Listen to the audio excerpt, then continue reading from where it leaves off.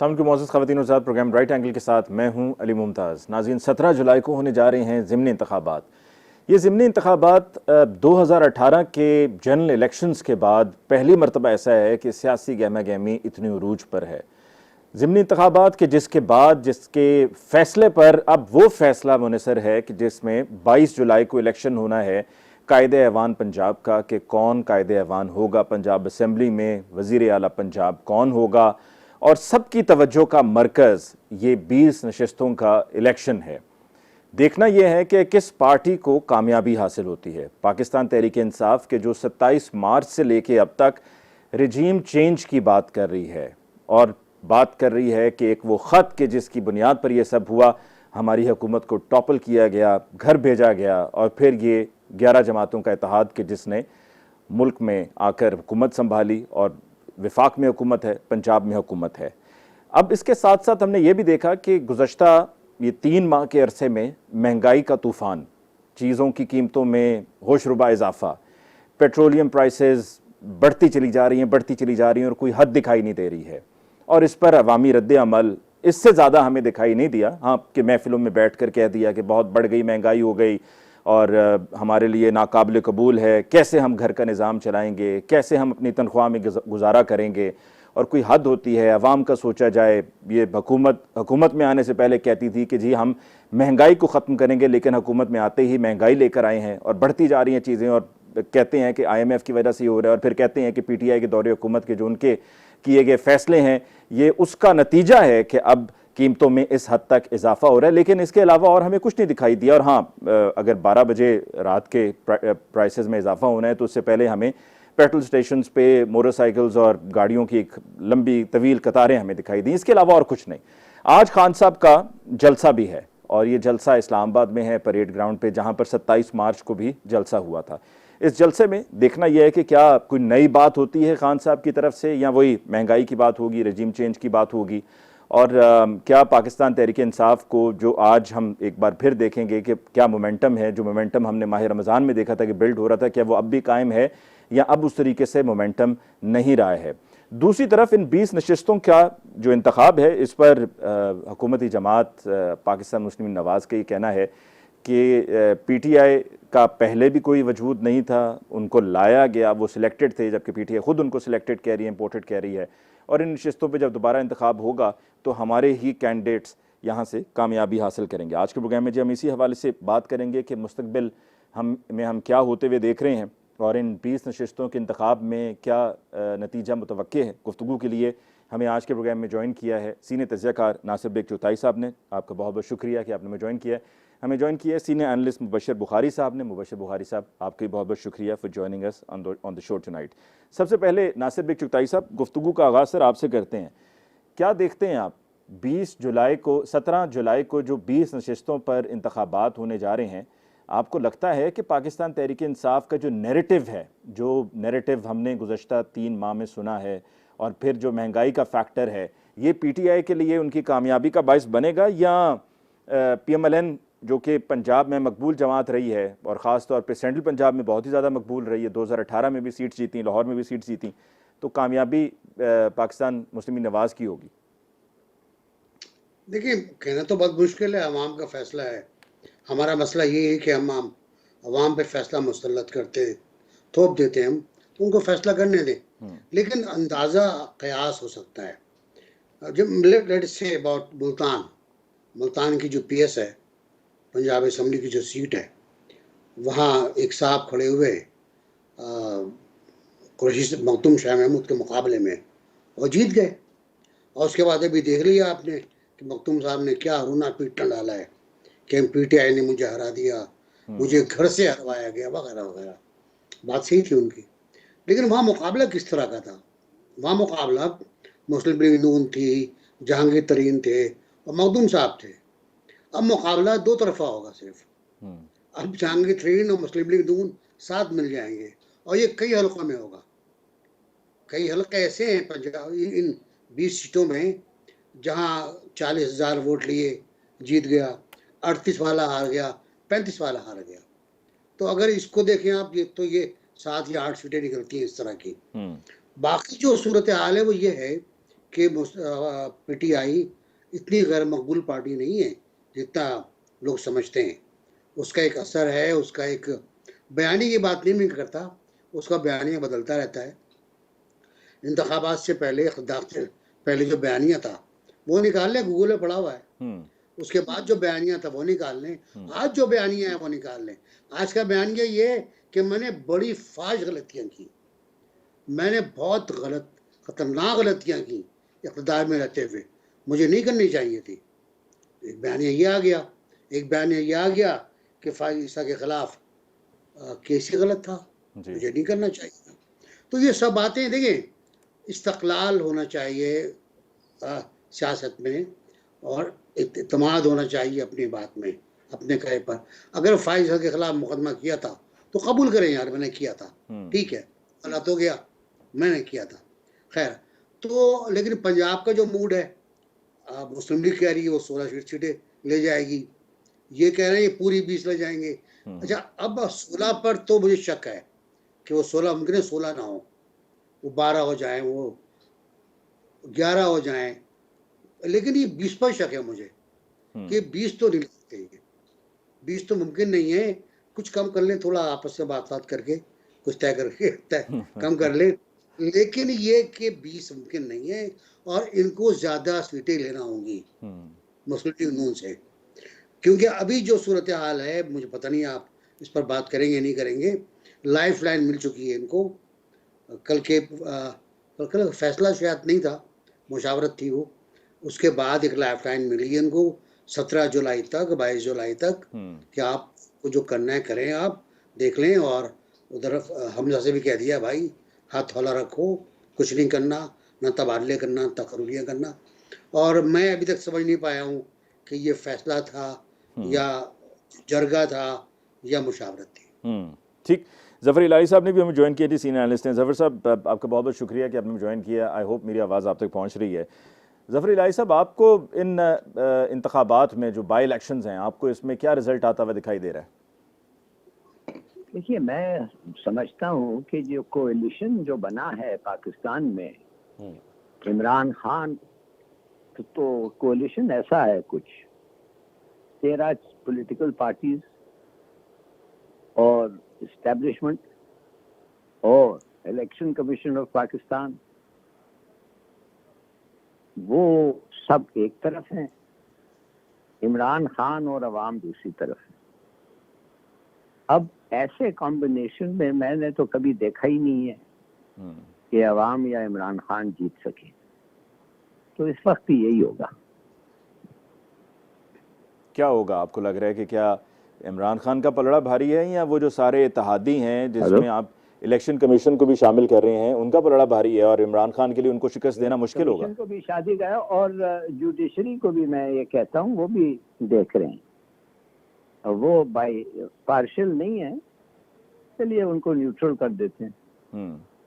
इस कॉम्बिनेशन से जितने भी इलेक्शंस हुए इस मुल्क में, विदाउट एक्सेप्शन, वो जो ज्यादा वोट की पार्टी रहती वो नहीं। एक इलेक्शन में उसका एक्सेप्शन था, भुट्टो का, और उस वक्त कुछ हुआ नहीं, इसलिए कि उस वक्त का जो इंफॉर्मेशन मिनिस्टर थे मरहूम जनरल शेर अली, उन्होंने याहिया खान मरहूम को कहा था कि कोई जरूरत ही नहीं है, ये इतने बढ़ जाएंगे, भुट्टो, दौलताना, कयूम, अली खान, ये कि हमें जरूरत ही नहीं होगी कोई करने के लिए, हम ही फैसला करेंगे कि कौन प्राइम मिनिस्टर बनेगा।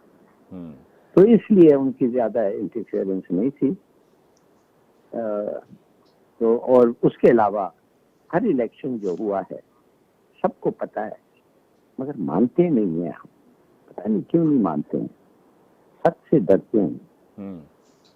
सच से डरते हैं। मुबश्शिर साहब, आपकी तरफ आते हुए आपका हिसाब क्या कहता है इन 20 नशिस्तों के इंतखाब को लेकर? मुबश्शिर बुखारी साहब, मुबश्शिर बुखारी साहब तक शायद मेरी आवाज़ नहीं पहुंच रही है। मैं नासिब जी, मुबश्शिर साहब जी, आपकी आवाज़ आ रही है जी, आपका हिसाब क्या कहता है मुबश्शिर साहब 17 जुलाई को होने वाले इंतखाबात को लेकर?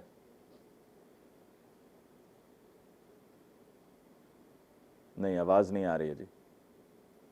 चलें हम दोबारा कनेक्ट करने की कोशिश करते हैं। नासिर भाई चुताई साहब, अभी ज़फ़र हिलाली साहब ने जो 2-3 बातें की हैं, एक तो उन्होंने वो जो न्यूट्रल लफ्ज़ है उसको कनेक्ट किया है हमारी जुडिशरी के साथ कि चलें जी उनको न्यूट्रल कह लेते हैं। फिर साथ में ज़फ़र हिलाली साहब ने इंटरफेरेंस की भी बात की है।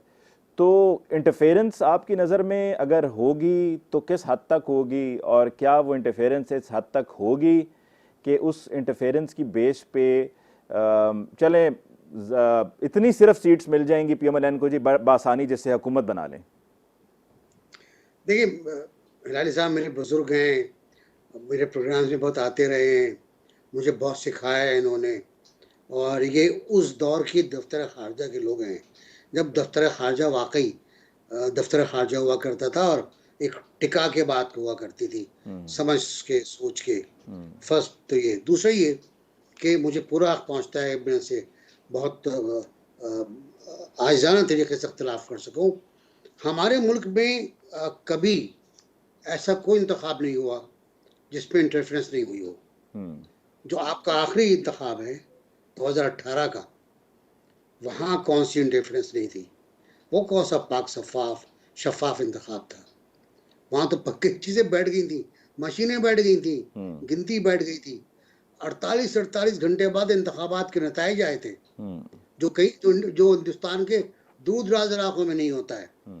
तो हर दौर में मदाखलत की गुंजाइश रही है, मदाखलत हुई है, क्योंकि कुछ लोग मदाखलत करना अपना हक समझते हैं। देखिए, अभी जो एक साहब आए, एक साहब पहले आए थे जिन्होंने IGI कायम की थी और उन्होंने उसको फंड किया था, और IGI केस अभी तक सुप्रीम कोर्ट में मौजूद है। उस पर मैं इसलिए कमेंट नहीं करूँगा।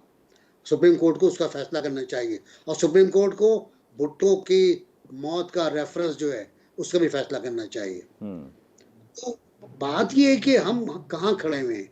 हम अभी तक उस इलाके में या उस जगह नहीं पहुंच पाए जहां हमारे इंतखाबात शरीफाना हो, जहां हमारे इंतखाबात इस तरह के हों जिनको हम किसी हद तक इंतखाब कह सकें। आप देख लीजिए क्या होता है 17 तारीख को लाहौर में और बक्कर में और इन इलाकों में जहाँ इंतखाबात होने। कराची में देखा था आपने, एक छोटी सी सीट पर 2 आदमी मर गए। और वहाँ फिर मुझे एक और शक भी है कि अगर अवाम मुस्तरद करते हैं आपको तो वोट नहीं देने नहीं आएंगे वो। ठीक, कराची में ही हुआ कि अवाम को कोई इंटरेस्ट नहीं था। कौमी असम्बली की सीट से 65 वोट लेकर जीता है बंदा। टोटल 8% वोट पड़े। और मैं बार बार लिखता रहा हूं, मैं 8% वोट को, 10% वोट को इंतखाब नहीं मानता, बिल्कुल, और नहीं मानना चाहिए, नहीं मानना चाहिए। तो देखिए, हमें बहुत सी इस्लाहत करनी होगी, हमें बहुत सी रिफॉर्म्स करनी होंगी, हमें अपने आप को ठीक करना होगा। जो को अव्वल तो हिलाली साहब को चाहिए था कि न्यूट्रल्स का तर्जुमा बताए थे उर्दू में क्या होता है, ताकि मुझे आसानी हो जाती आगे बात करने में। इलेक्शन कमीशन पर इल्ज़ाम आएंगे, हर दौर में आते हैं और आने वाले वक्त में भी आएंगे। सवात पे इंतखाब नहीं आया, इल्ज़ाम नहीं आया। जहाँ PTI जीती है, वहाँ जहाँ ANP आ रही है, ANP अपनी सीट आ रही है, PTI जीती, वहाँ कोई इल्ज़ाम नहीं कि इलेक्शन कमीशन ने बदमाशी की है। तो मेरा ख्याल है इल्ज़ामात तो चलने दें, लेकिन कोशिश ये करें कि लेकिन नासिर चुताई साहब, इलेक्शन कमीशन का रोल आप समझते हैं कि फेयर रोल है? ठीक है, एक फैसला PTI के हक में आया, एक PTI के खिलाफ आया।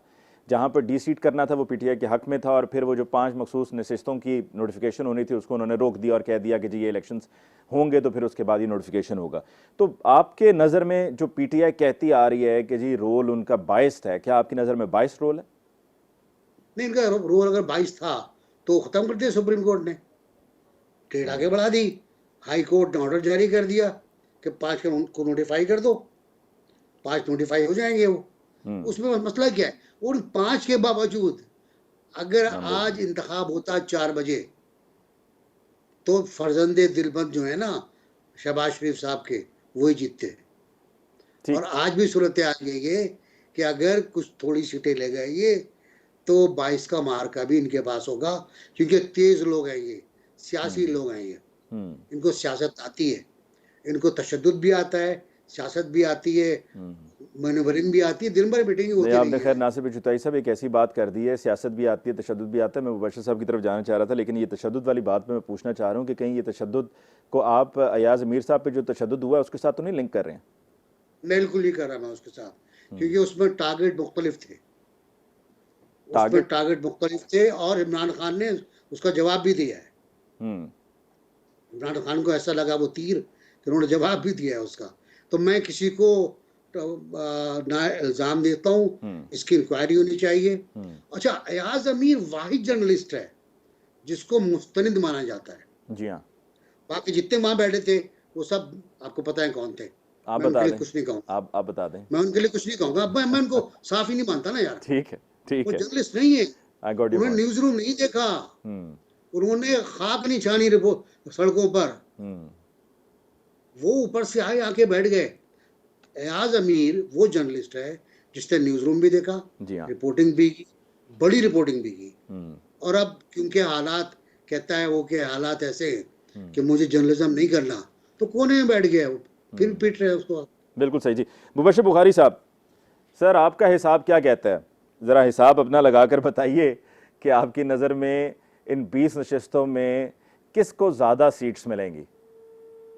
जी देखिए, नासिर भाई ने बात की, आगा साहब ने बात की, जफर भाई ने, तो वही बात मैं कहना चाह रहा था पहले, चूंकि यहाँ पे सिग्नल ड्रॉप हो रहे हैं, अनफॉर्चुनेटली स्काइप से मैं आपको ज्वाइन नहीं कर सका। देखिए, जब अवाम मोटिवेट होते हैं ना, तो इस्टेब्लिशमेंट किसी भी तरफ खड़ी हो, बाकी लोग साथ खड़े ठीक, हों, मुबश्शिर साहब उसके ज़रा बावजूद माजरत, भी- मैं आपको टोक रहा हूँ। मैं सिर्फ पीसीआर में दोस्तों को ये कहना चाह रहा था, देख लीजिए ज़रा साथ में, जिस तरह वो लाइन डिस्कनेक्ट होने की आवाज़ आती है वो मुस्तकिल साथ साथ आ रही है मुबश्शिर साहब की आवाज़ के साथ। जी मुबश्शिर साहब।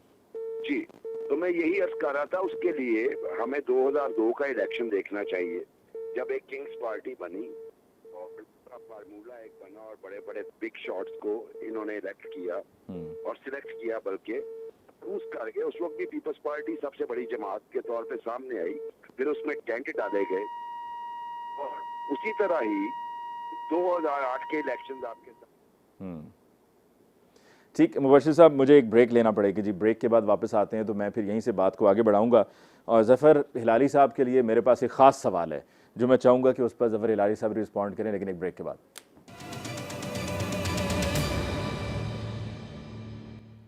वेलकम बैक आफ्टर ब्रेक जी, गुफ्तगू को आगे बढ़ाते हैं। मुबश्शिर बुखारी साहब अपनी बात प्लीज़ मुकम्मल कर लीजिए जी। जी मुबश्शिर साहब। जनाब अली, मैं यही अर्ज कर रहा था कि जब वोट पड़ता है और अवाम जब निकलते हैं, तो तब कोई भी इस तरह की रुकावट जो है उनका रास्ता नहीं रोक सकती।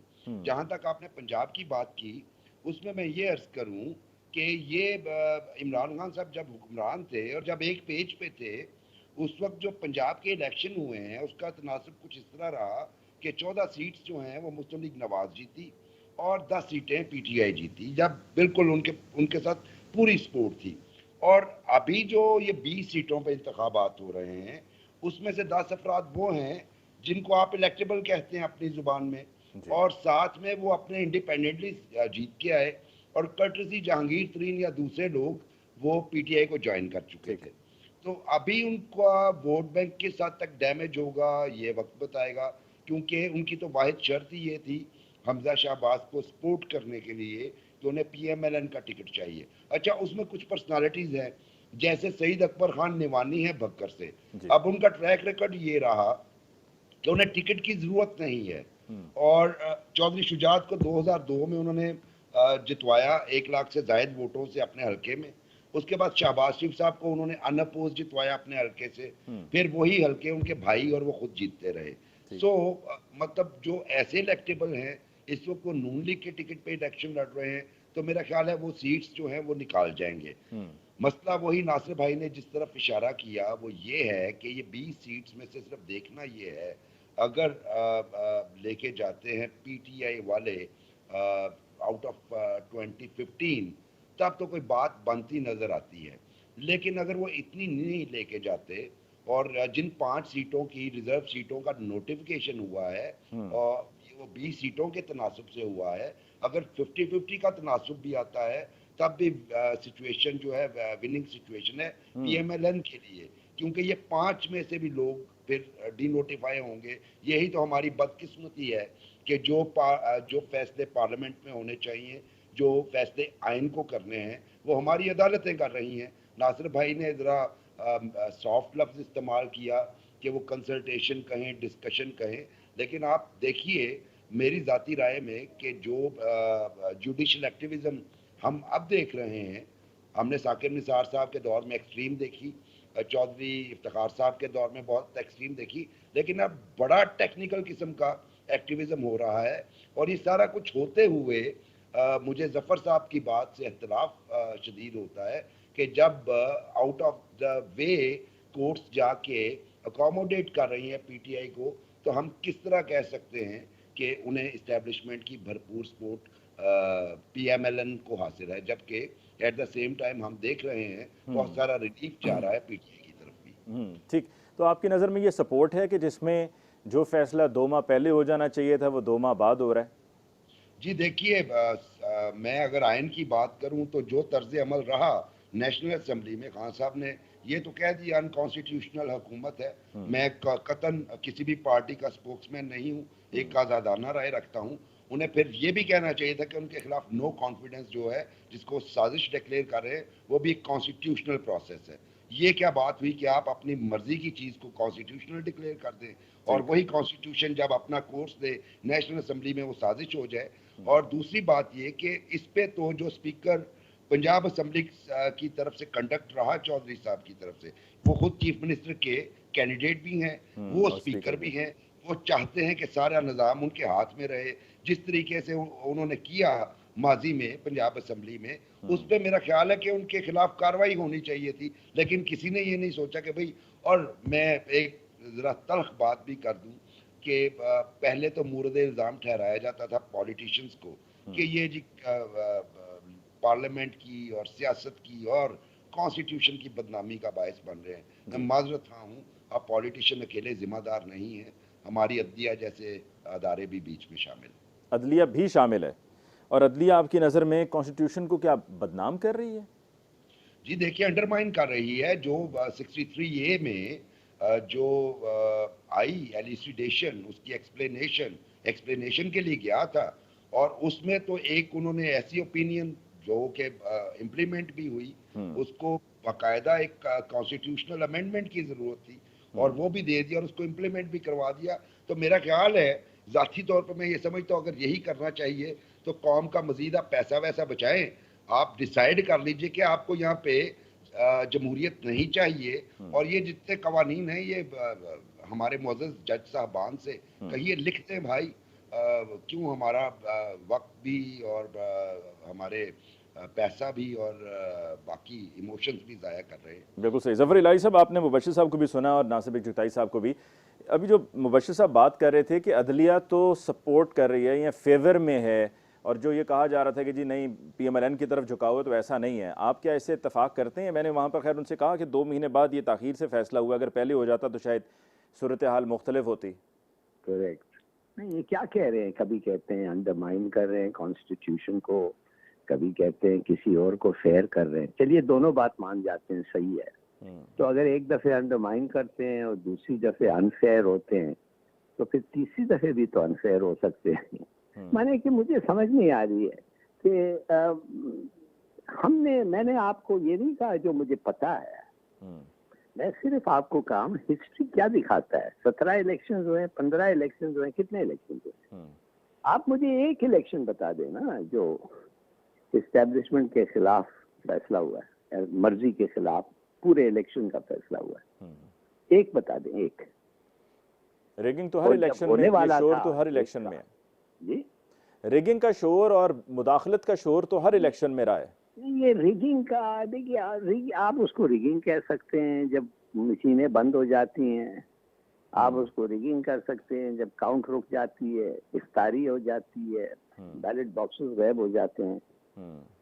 भाई एक इलेक्शन बता देना, नाम लेके बता दें एक इलेक्शन का फैसला जो हमारे इस्टेब्लिशमेंट के मर्जी के खिलाफ हुआ। और मैं इसलिए कह रहा हूँ कि मैं नहीं कह रहा हूँ कि देखो गलत हुआ है, मैं ये कह रहा हूँ उनकी शायद अच्छा ही हुआ, शायद शायद क्या बहुत दफे अच्छा हुआ है। और ये कहते हैं कि और इन्होंने बिल्कुल सही कहा चुगताई साहब ने कि इमरान खान का जो फैसला था ऐसा लगता तो ऐसा ही है कि वो भी अनफेयर था, अनफेयर, टेक्निकली अनफेयर, मगर वो उनके मर्जी के फैसले हुए, खुद कह रहे हैं। आपकी नज़र में जफर इलाही साहब ये क्या बाई इलेक्शंस मुदाखलत से पाक होंगे? यार आपसे मैं एक और सवाल पूछना चाहता हूँ, क्या आप समझते हैं इमरान खान को हटाया गया है वापस आने के लिए? मुझे तो मुश्किल लगता है कि खान साहब को हटाने का मकसद ये है कि वो जाएंगे और 2/3 मेजॉरिटी से वापस आएंगे। नहीं, 2/3 भी भूल जाए आप, इस वक्त की बात कर रहा हूँ। अगर ये 20 सीट जीत जाए, 15 सीट जीत जाए, 5 सीट तो वैसे ही है इनके तो पास, फिर क्या 15 खान साहब और सीट उनकी जीत पार्टी को इस इलेक्टोरल प्रोसेस का हिस्सा बनना चाहिए? किसको? इस इलेक्टोरल प्रोसेस का जो 17 जुलाई को इलेक्शन हो रहे हैं, बिल्कुल बनना चाहिए। आप देख नहीं रहे आपकी स्क्रीन के सामने किस किस्म की टर्नआउट है ये। कोई और पॉलिटिशियन है जो इस किस्म का टर्नआउट ला सकता है बगैर पैसे और जबरदस्ती और जोर?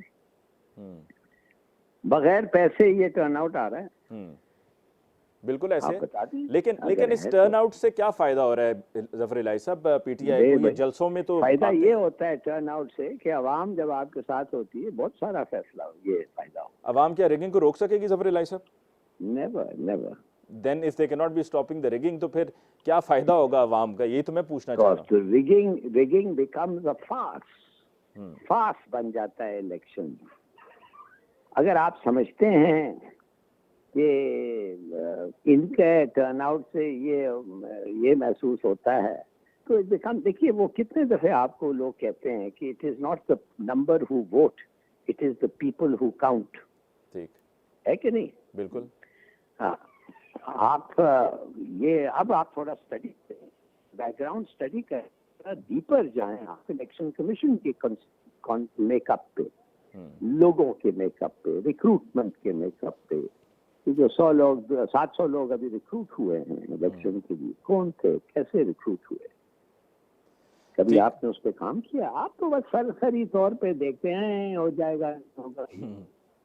These are all indications. These are all indications। Nasir Baig Chughtai साहब, जफर इलाही साहब की तो बातों से ये लग रहा है कि जी ये सिस्टम जो है वो फारिग है और इस सिस्टम में जिसने जो करना होता है वो कर लेता है, लेकिन साथ में जफर इलाही साहब ने अवाम की भी बात की है। देखिए, सबसे मजलूम जो है ना वो इस मुल्क के अवाम है। उन्हें गाय, भैंस, बकरी, डंगर समझा हुआ है लोगों ने। उनको खाना भी पूरा नहीं देते, उनको उजरत भी पूरी नहीं देते, मेरी बात भी पूरी नहीं सुनते आप। मसला ये है, मैंने आपसे शुरू किया था IGI ISI वाला वाकया। जी हाँ। क्योंकि अभी बात हो रही इस्टेब्लिशमेंट की कि कौन कहाँ से आता है। तो IGI का पूरा ग्रुप कहाँ से आया था वो आपको पता है। हमीद गुल साहब ऑन रिकॉर्ड हैं बयान में, जनरल असलम बेग साहब का बयान है कोर्ट के अंदर कि जी हमने ये फैसला किया कि हम एक ऐसा ग्रुप लाएं जो दोनों ग्रुपों को, पीपल्स पार्टी को ख़ास तौर से थोड़ा सा हल्का, उस पर कामयाबी कम हो जाए उसकी, और उसको कतई अक्सरियत न मिले, कतई अक्सरियत मिले उसको, ताकि मनमानी ना कर पाए। ये जुमला है। जी हाँ। अब एक जुमला और सुन लीजिए आप, जो 4 रोज पहले आया है। एक और साहब आ गए, खड़े हो गए स्टेज के ऊपर तहरीक इंसाफ का बैनर लगा के अपने घर के अंदर कि हमने फैसला किया कि हम थर्ड फोर्स को लाएंगे ताकि पीपल्स पार्टी और मुस्लिम लीग नून इनको साइड में किया जाए और इनको कट टू साइज किया जाए, और हम कामयाब हो गए। कहाँ है भाई आप? किस जगह पर हैं आप? कौन लोग कह रहे हैं कि हमने फैसला किया? आप कौन होते हैं फैसला करने वाले? फैसला इंतखाबात में होगा ना यार। तो आपने फैसला कैसे कर लिया? और ये फैसले हमारे लिए बिल्कुल सही कर रहे हैं लाली साहब।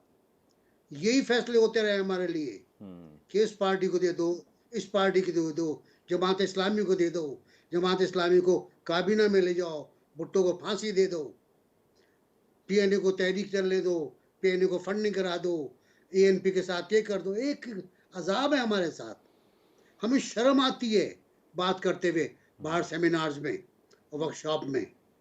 अभी कल का जो फैसला हुआ है, मुझे हिंदुस्तान के दोस्तों ने 4 रोज पहले की सुप्रीम कोर्ट की रूलिंग भेजी है अपनी हम्म, कि महाराष्ट्र में शिवसेना का चीफ मिनिस्टर कोर्ट गया हम्म, और उसने सुप्रीम कोर्ट से कहा कि फौरी समाप्त की जाए। कल असेंबली पे फ्लोर टेस्ट हो रहा है मेरा, ये फ्लोर टेस्ट रोका जाए। हम्म, तो सुप्रीम कोर्ट ने बाद अज औकात कार समाप्त की, हम्म। कोर्ट खुली, समाप्त हुई और आधे घंटे में फैसला हुआ कि दफा हो जाओ यहाँ से, अच्छा। ये काम असेंबली का वो ही जाने। हम्म। और उसने इस्तीफा दिया, फिर वो चीफ मिनिस्टर नहीं है अब। ठीक, अभी ये वक्फे पे 4 जरा, रोज पहले की एनबीसी बात। वक्फे पे जाते जाते मैं आपसे क्विकली पूछना चाहूंगा कि आपको पीटीआई, जो अभी जफर इलाही साहब ने मुझसे कहा कि मुझे क्या लगता है, आपकी नज़र में आपको पीटीआई का नंबर दोबारा लगते हुए नजर आ रहा है? नंबर से क्या मुराद है आपकी? नंबर मतलब उनकी बारी दोबारा दोबारा बारी आते हुए नजर आ रही है? हाँ हाँ, अभी नहीं, थोड़ा गैप चाहिए अभी। देखिए ऐसे गेम में एक इनिंग का फर्क होता है, तो 2-3 साल का फर्क आएगा। 2-3 साल का फर्क आएगा? तो 2-3 साल अगर फर्ज कीजिए कि अगले साल इलेक्शंस होते हैं, तो फिर इसका मतलब है कि आप ये कह रहे हैं कि जो अगली भी गवर्नमेंट आएगी वो तकरीबन कोई 2 साल ही चलेगी और फिर दोबारा से एक और मौका दिया यहाँ तो जाएगा? यही हो रहा है भाई, यहाँ और क्या हो रहा है? किसको आपने टाइम पूरा करने दिया है? बिल्कुल ठीक जी, ब्रेक लेते हैं सर, और ब्रेक के बाद वापस वापस लौट कर आते हैं, डिस्कशन को कंटिन्यू करते हैं, हमारे साथ रहिए।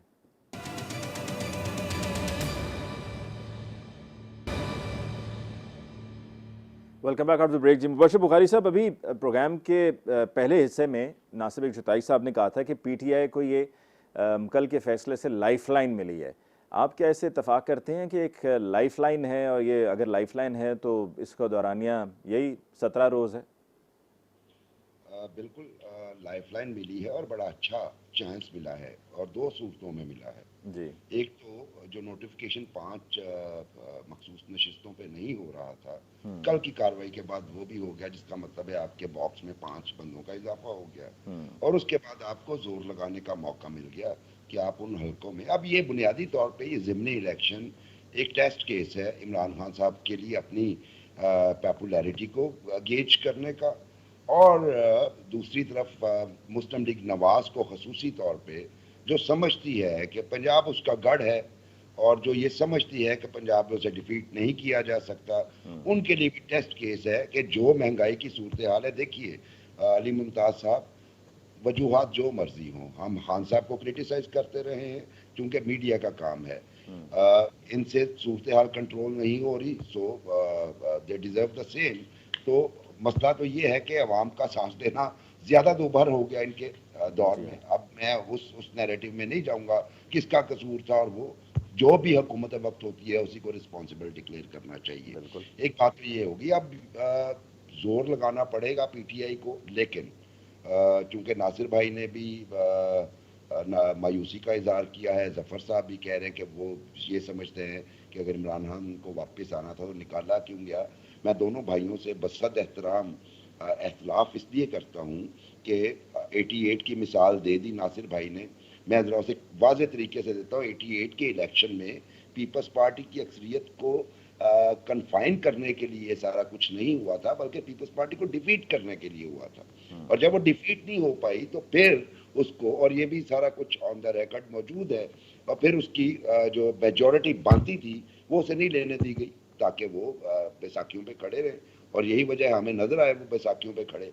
तो एक तो ये है, और मैं चाहता ये हूँ, जाती मेरी विषय आपकी भी है, जफर साहब की भी है, नासिर भाई की भी है, कि हमारा इलेक्शन प्रोसेस फ्री हो, फेयर हो, अवाम जिसको वोट दे वो अपनी हुकूमत पूरी करे, अनलेस के कोई कॉन्स्टिट्यूशनल वे नहीं आता। ये ख्वाहिश है हमारी, और मुझे नाउमीदी कतन नहीं है, क्योंकि ज़िंदगी में नाउमीद नहीं होना चाहिए। हम जब अवाम निकलती है, अगर इमरान खान साहब का बहुत अच्छा जलसा आज का गया, अगर अवाम निकलती है, अवाम सारी कंस्पिरेसीज को, सारी प्लान्स को नाकाम करती है, तो यकीन कीजिए रिगिंग बहुत मुश्किल हो जाती है। और मौजूदा दौर में जब सोशल मीडिया आपके हर बंदे के जेब में एक आंख मौजूद है जो हर चीज रिकॉर्ड कर रही है, तो ज्यादा मुश्किल हो जाती है। तो इसलिए वही बात कि अवाम जिसे वोट दे उसे रूल करने का हक होना चाहिए, बजाय इसके कि हम बुत तराशें और फिर उन बुतों को हम पार्लियामेंट में धकेल दें, पीछे हम रोटियां रख दें और हिलाते रहें, ये कतन मुनासिब नहीं है। इससे ना मुल्क का भला होता है, ना अवाम का होता है, और ना ही किसी भी सिस्टम का होता है। यही वजह है कि पाकिस्तान एक ऐसी तजुर्बागाह है जिसमें तकरीबन सारे सिस्टम आप ट्राई कर चुके हैं। ठीक ठीक। जफर इलाही साहब, आपकी तरफ आते हुए क्या आपको लगता है, जो कुछ लोग बात भी पिछले दिनों में कर रहे थे कि जी जुलाई के महीने में मज़ीद पाकिस्तान तहरीक इंसाफ के अरकानी असम्बली हैं जो दूसरी तरफ चले जाएंगे, स्विच कर जाएंगे, तो क्या आपको लगता है कि ये जो 17 जुलाई के इलेक्शंस का रिज़ल्ट है, ये इसका इतना इम्पैक्ट हो सकता है कि वो रिज़ल्ट को देखते हुए वो लोग जो पीटीआई में अभी तक मौजूद हैं उनको ये एक फीलिंग आए कि जी ये तो पीटीआई का आगे मुस्तकबिल कोई ख़ास दिखाई नहीं दे रहा है, तो वो स्विच करेंगे और पीटीआई में एक स्प्लिट होगा? ये बड़ा मुश्किल है कहना कि स्प्लिट होगा। मेरे ख्याल में कि जब से इनको निकाले गया है इनकी पॉपुलैरिटी तो बड़ी है, तो अगर स्प्लिट कुछ होना था तो पहले ही शायद हो जाना था, और हुआ भी कुछ हद तक। ये जो लोग खुश नहीं थे इमरान खान से, काफी लोग खुश नहीं थे, बल्कि मेरे तो ख्याल है वो जैसे करते अंग्रेजी में he got his second wind. अगर शायद निकाला नहीं जाता तो अब तक ये कीमतें और ये वो बेचारे को डुबा देते। ये तो इन अ सेंस बच गया है, प्रोबेबली बीन सेव्ड। मगर देखिए 2-3 चीजें हैं जो मेरे ख्याल में दूसरे कैंडिडेट्स के पास नहीं है। एक, या आप मानते हैं या ना मानते हैं, he has an aura of ईमानदारी और ऑनेस्टी इनके बारे में है, और गलत है सही है इट्स नॉट इम्पोर्टेंट। परसेप्शन ये है कि ये सबसे ज्यादा ईमानदार आदमी है इन जो लोग हैं इस वक्त, और वो तो मुश्किल भी नहीं है समझना है इसी चीज को। दूसरी बात ये है करिश्मा है। मैंने एक जिस बीबी के लिए बेनजीर डॉक्टर शहीद के लिए काम किया था, वो करिश्मा जो होता है वो एक अजीब सा चीज होता है। माने कि हम लोग, मैं जो उनके लिए काम करता था और 3-4 दफे उनको रोज मिलता था, 3 साल 3.5 साल के over a period of 3.5 years, वो तो शायद मेरे पर इतना असर नहीं हुआ इन माय एडवाइस और इन माय कमेंट्स, मगर दूसरे लोगों पे बहुत एडवाइस ये होता है, तो उस किस्म की एक हीरोशिप होती है। अब इनका जो सपोर्ट है हर पोल, माने रिलायबल अनरिलायबल 80% से तो कम है ही नहीं किसी के पास। और दूसरी बात है हमारी पॉपुलेशन की उम्र भी आप देखें 70% है अंडर द एज ऑफ 40। तो मैं समझता हूँ ये एक ऐसे फिगर्स हैं कि अगर ट्रांसलेटेड इनटू वोट्स ये कभी हार ही नहीं सकता है इलेक्शन। मगर एक चीज है जो इसको बुरा dealt him a very big blow, और वो था महंगाई। उनके जमाने में जो हुआ, अब उससे वो निकल गए हैं। अब एक अनपॉपुलर आदमी जिनके खिलाफ केसेस हैं, सही या गलत हम नहीं कह रहे, जिनके खिलाफ केसेस हैं, ये 2 फैमिलीज पॉलिटिकल डायनास्ट 30 साल से इन्होंने लोगों को इस हालत में छोड़ के रखा है कि बड़े सगीर में there is nobody worse off than Pakistan. तो अब आप कह रहे हैं कि इनको इतना कैरिस्मेटिक पॉपुलर आदमी नहीं हरा सकता है, बड़ा मुश्किल है। तो फिर हमें सोचना पड़ता है कि फिर क्या वजह हो सकती है। ठीक है, तो फिर वो वजह जो है हमें सब कुछ ख्याल आ जाता है। ठीक। अच्छा जफर इलाही साहब, एक सवाल मेरे ज़हन में आया, आपको क्या कभी बुलाकर फाइल्स दिखाई गई हैं कायल करने के लिए कि देखो ये कितने बड़े चोर हैं, डाकू हैं, मुल्क को लूट लिया? नहीं, मैं खुद मैं जब नंबर 2 था वाशिंगटन में, मुझे मेरा जो एम्बेसडर था साहिबजादा याकूब खान, ये 77-78 की बात है, उन्होंने मुझे खुद कहा कि आप FBI के साथ, एक करप्शन मैटर है हमारे गवर्नमेंट के खिलाफ, वो प्रीवियस गवर्नमेंट के खिलाफ, जाहिर है वो भुट्टो की गवर्नमेंट के खिलाफ, ये आगे जियाउल हक का जमाना था, आप मेहरबानी से इनको मदद करें, इन्वेस्टिगेट करें। तो मैं फाइल देखा था, मैंने देखा था, और इन्वेस्टिगेशंस में मैं शरीक था। मैं कुछ कर नहीं, मैं तो सिर्फ एज अ रिपोर्टर बैठा था, as a party, as a government representative. मगर जो करप्शन हुई है वो महा करप्शन हुई है। फिर मुझे भेजा गया तुर्की। ये जो 93, 94, 95 की जो फ्लैट्स लिए गए हैं, ये किधर से पैसे आए, कौन दिया, कैसे आए? देखिए, कहने की बात सिर्फ ये है कि बहुत सारा एविडेंस ये वो है, मगर वो कुछ होता नहीं है उस बेसिस ऑफ दैट एविडेंस। बिल्कुल सही जी। प्रोग्राम को क्लोज करने से पहले क्विकली नासिर जुताई साहब मैं आपसे पूछना चाहूंगा कि 17 जुलाई के इलेक्शंस जो हैं आपकी नज़र में जो क्राइसिस सिचुएशन रही है पंजाब में फॉर द पास्ट 3 मंथ्स, ये will this bring an end to it या एक नए क्राइसिस को जन्म देगा उसके बाद? मेरा ख्याल है बुराना भी ख़त्म नहीं हुआ और ना इसके बाद बुरान ख़त्म होगा, ना खत्म हुआ ना कंटिन्यू रहेगा। कोई भी जीते, ठीक। कोई भी जीते, कोई भी हारे, ये कंटिन्यू तस्लीम कोई रहेगा। नहीं करेगा। ठीक, नासिर जुताई साहब आपको हम शुक्रिया अदा करते हैं कि आपने हमें ज्वाइन किया। मुबशर बुखारी साहब आपको बहुत बहुत शुक्रिया। ज़फ़र इलाही साहब आपको बहुत बहुत शुक्रिया। नाज़रीन, इसके साथ ही आज के प्रोग्राम का वक्त खत्म हुआ चाहता है। मुझे अली मुमताज़ को दीजिए इजाज़त। अल्लाह निगहबान।